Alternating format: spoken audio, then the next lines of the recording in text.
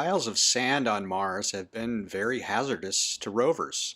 The region called Sita was appropriately named with the Navajo word for amongst the sand. It's a sand trap that Perseverance has literally gone out of its way to avoid.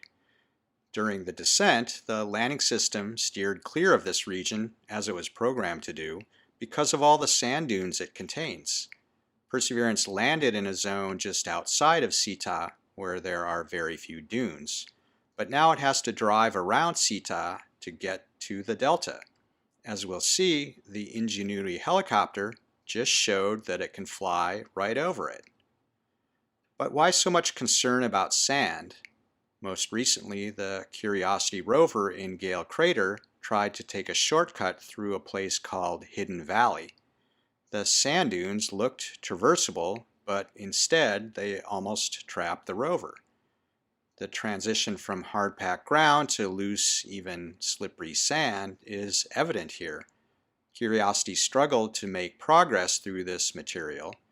You can see how it piles up in front of the wheels, almost like snow in front of a plow. So the decision was made to skip the shortcut and back out of the valley. The Opportunity rover in Meridiani Planum encountered a landscape covered in low sand ripples that it could easily drive over, until one saw it couldn't.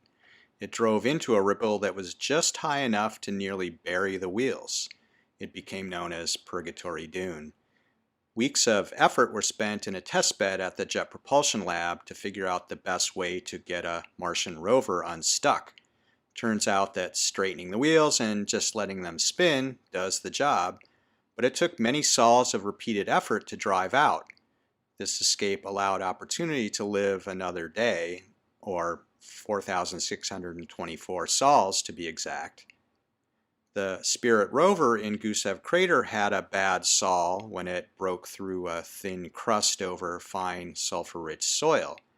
It was already hobbled by a dead right front wheel that had forced it to drive backwards, dragging it along behind.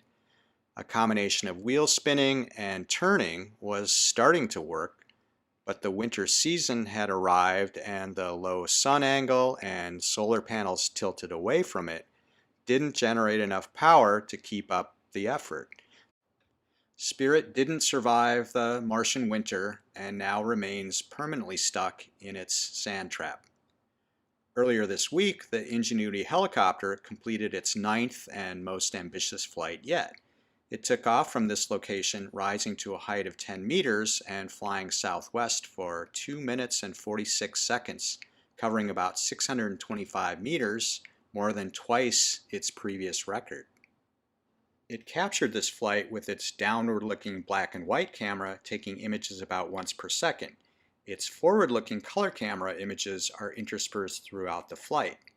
Here I include a context image from the orbital high-rise camera showing the flight path and an approximate view of the color camera scene. The first one includes the looping tracks of Perseverance trying out its auto-nav capability. The downward-looking view catches these tracks as well. The moment Ingenuity crossed into Sita, it tilted forward enough to view its entire flight path. As it entered the lower terrain, it adjusted its altitude downward. This view helps to show just how sandy Sita really is.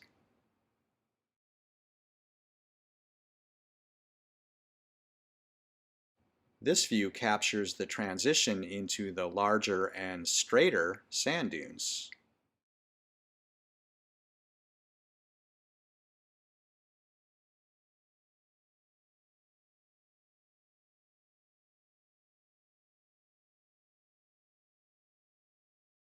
When Ingenuity reached the halfway point, it caught some nice examples of the rocks in Sita.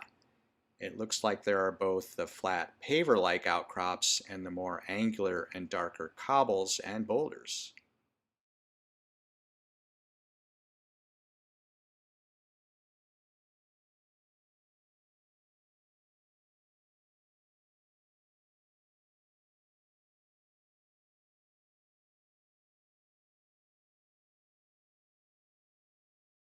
The largest dunes are in this scene as Ingenuity reaches the other side.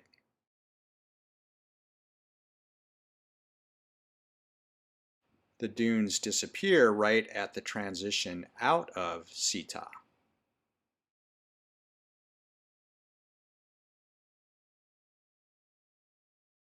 Large outcrops of rock appear again at the margin.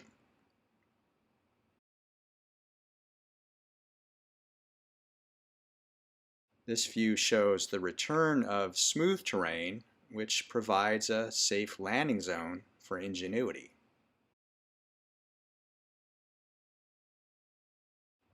The lower edge of this scene is where it landed, and it also shows a roughly parallel set of rocks that represent one of the large fractures that are common in Jezero.